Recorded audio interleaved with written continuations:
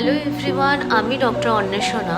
আর আজকে আমি বলবো যে কি করে বুঝবে যে একটি মানুষ তোমায় প্রকৃত ভালোবাসে। First, effort. তোমার জন্য সব রকম সব কিছু করতে সে দ্বিধা করবে না।